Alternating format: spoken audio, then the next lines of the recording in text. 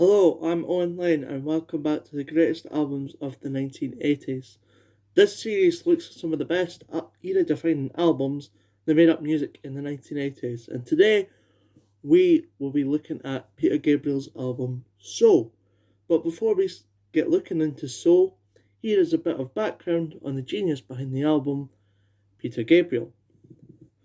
Peter Gabriel is an English singer-songwriter and activist who's most famous for being the lead singer of the rock band Genesis between the band's formation in 1967 until Gabriel left the band in 1975. Ever since Gabriel left Genesis, he started to establish himself as a solo artist, starting his debut album Car, or also known as Peter Gabriel 1, in 1977. After Car, Gabriel released three further albums: Scratch in 1978, Melt in 1980, and Security in 1982, before Soul became the fifth album of his impressive catalogue in 1986. As well as his music, Peter is well known for his human rights activism work, including founding the WOMAD Festival, which celebrates all kinds of creative arts and music work from around the world, and he also frequently works with the United Nations and Amnesty to improve the lives of people in developed countries and those in poverty, causes that Peter works with to this very day, including working on music. So that was a bit of background on Peter Gabriel. Now for some information on Peter Gabriel's album So. 1986. This marked a change of direction from Peter in terms of musical influences, as Peter started to experiment with fusing pop, soul, and art rock with elements of traditional world music such as African and Brazilian music, which can clearly be visible on the tracks In Your Eyes and We Do What We're Told. The entire album seems to have a complete anthemic feel and a bit of a feel-good vibe to the entire album from start to finish, with the release of the second track on the album, Sledgehammer, in particular marking the beginning of something special from Peter that would be further replicated on further albums from himself. The song was also said from Peter to be inspired by the work of American soul singer Otis Redding, someone that Gabriel considers his favourite artist of all time. And Sledgehammer definitely has a feel of Redding on it, with Gabriel even recruiting Wayne Jackson, who recorded with Redding in the 1960s, to produce the horn section of Sledgehammer right at the very start, therefore highlighting and very clearly highlighting Redding's influence on the record. As well as Wayne Jackson, Peter Gabriel invited several other collaborators to work with him on So, including singer Kate Bush, who sang with Peter on Don't Give Up, and musicians Laurie Anderson and Youssou N'Dour, who played instruments for Peter alongside his band on This Is the Picture and In Your Eyes, respectively. Arguably the biggest success of the album has to be the second track, Sledgehammer. Sledgehammer marked a commercial success for Peter with its innovative and artistic animated video to go alongside the catchy bassline and hook that Gabriel and his band delivered incredibly well.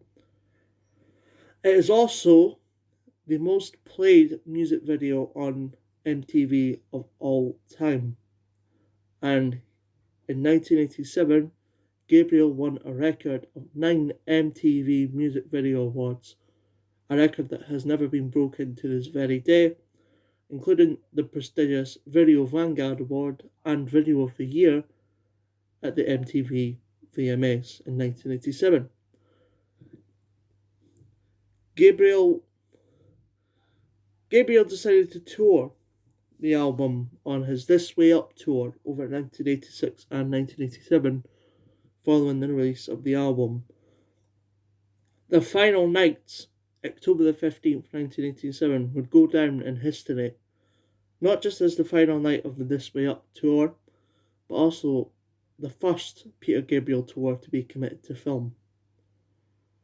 The final nights were filmed at an open-air theatre in Mount Lycabettus overlooking the city of Athens in Greece, and it provided a fitting conclusion to a spectacular couple of years for Gabriel following the release of Soul.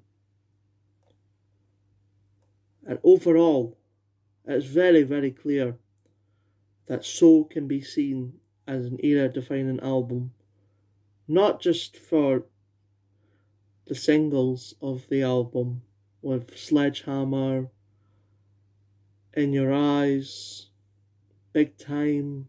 A lot of those singles went down as not only the most recognised in Peter Gabriel's catalogue, but also era-defining. And it's one of those albums that, to this very day, has a lasting impression on people. Even with the tour itself, the final night of the tour was originally on DVD before being released on CD for the first time ever in 2012 to commemorate the 25th anniversary of Soul, which came as a box set alongside the original Soul, the two CDs which made up the Live in Athens 1987 tour, and photos from various points in the successes of Peter Gabriel's Soul. One of the photos includes a still frame from the video Sledgehammer. Another couple includes various stadium tours that he did to promote the album. And so therefore, Soul has a lasting impression and status as an era-defining album, not just for Peter Gabriel, but for the 80s in its entirety. Peter built on his love for world music and the artists that inspired him from the world of African, Brazilian, blues, world music, etc., etc., to create an album worthy of being described as one of the best albums of the 1980s. And that concludes my review of Peter Gabriel's Soul. Stay tuned for the next episode of the greatest albums of the 1980s very, very soon. Thank you to everyone for watching, and a special thank you to Scabbeater for allowing me to use that appropriately named track Peter Gabriel sent me here. Until next time, look after yourselves and take care, and I will see you with more great albums of the 1980s very, very soon. Goodbye.